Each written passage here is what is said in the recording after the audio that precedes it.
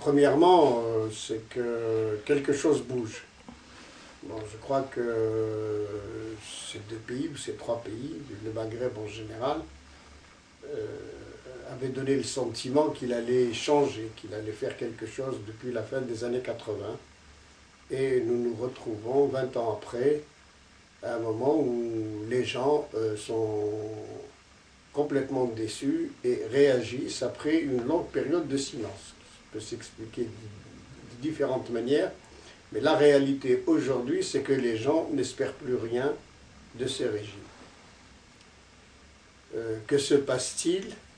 Bien sûr, d'abord, c'est qu'en 20 ans, la fameuse modernisation des économies, l'efficacité de l'État, le marché, tout cela a montré dans les trois pays du Maghreb l'échec.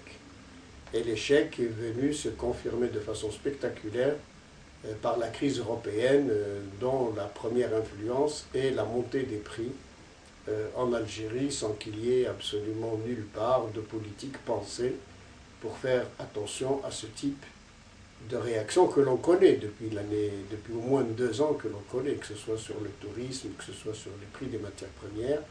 Mais voilà, on est dans une situation où les gens payent directement les effets de la crise de façon assez violente.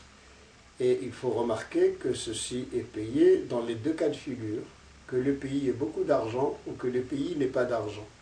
Ça signifie que là, la question n'est pas une question d'argent, c'est une question de direction du pays qui semble absente aujourd'hui.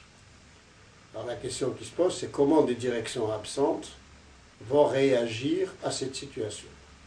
Eh bien, le plus probable, c'est qu'ils réagissent, un, de façon brutale, et deux, de façon très maladroite et très inefficace.